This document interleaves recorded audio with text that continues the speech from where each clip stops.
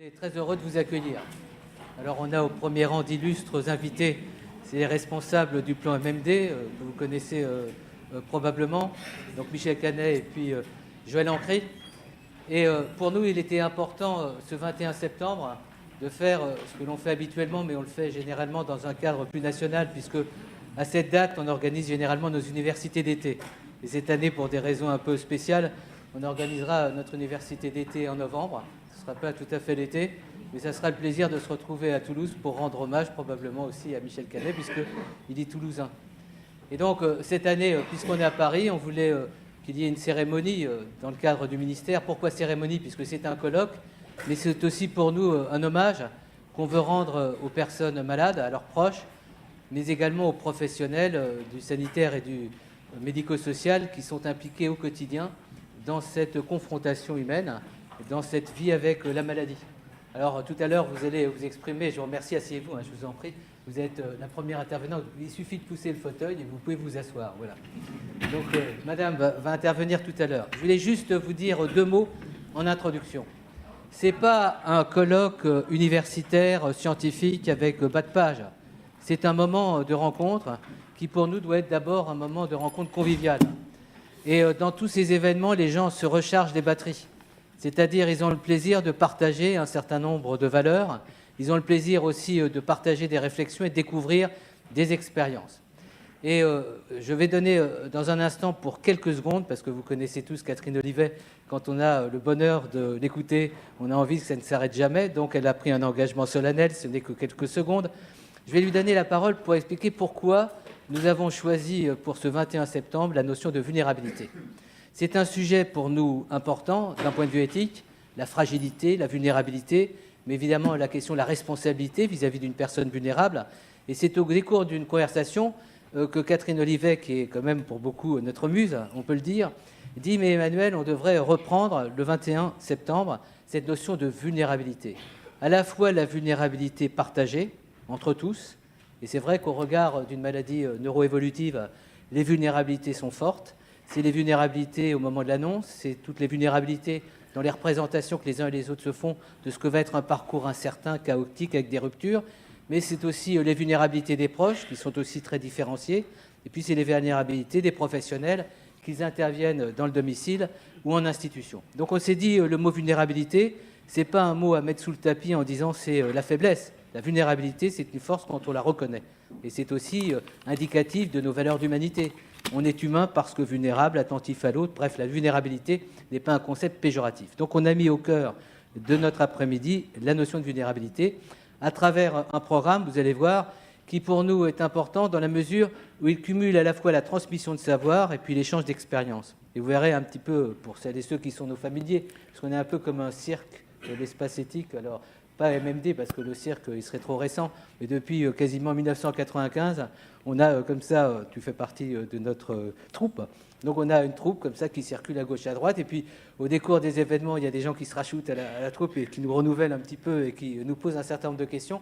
Donc ayez le sentiment de faire partie cet après-midi, et peut-être au-delà si vous voulez nous rejoindre dans nos réflexions de la troupe. Mais je termine sur cette partie introductive, donc c'est un moment important, un peu symbolique, mais vous avez aussi la possibilité, à travers toutes nos formations universitaires, pour les gens qui le souhaitent, vous avez la possibilité de développer, d'approfondir.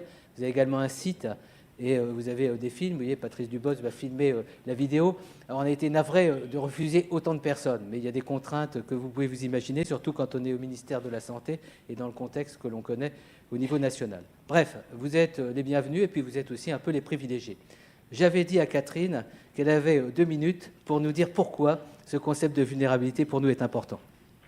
Merci Emmanuel, bonjour à tous. Alors, moi je vais pas, Emmanuel a bien mieux que dit que moi expliquer le sens du mot vulnérabilité et l'importance qu'on y attache. Et donc moi je vais vous demander, vous donner envie, vous proposer de vous pencher sur le deuxième mot du titre, qui est partager. Et c'est ce mot-là qui m'interpelle beaucoup, je vous en mais c'est le mot partager qui me préoccupe. Et je voudrais rendre hommage, puisque je suis là, à notre Armelle Debru. Elle nous a appris d'une façon admirable qu'il n'y avait pas de réflexion possible si on ne partageait pas d'abord le même sens des mots. Et moi, ce que j'aimerais partager avec vous, c'est le sens du mot partager. Vous pouvez l'applaudir parce que rarement elle a été aussi juste, concise et précise. Voilà. On espère d'être à la hauteur de ces enjeux. Alors, un dernier point, je me permets, même si ça vous paraît un peu de la cuisine interne, de remercier à la fois tous nos partenaires. L'espace éthique, les gens ne le savent peut-être pas, c'est un réseau. C'est-à-dire, ce ne sont pas des personnes en particulier. On nous a donné cette responsabilité. Pour nous, c'est un honneur quasiment politique qu'on assume que de pouvoir animer cet espace éthique, mais c'est un réseau. C'est un réseau à la fois de proximité et un réseau national. Et je voulais remercier tous nos partenaires, ceux qui sont ici et puis ceux qui sont à distance et qui savent que l'événement a lieu et qui pourront voir la vidéo bientôt.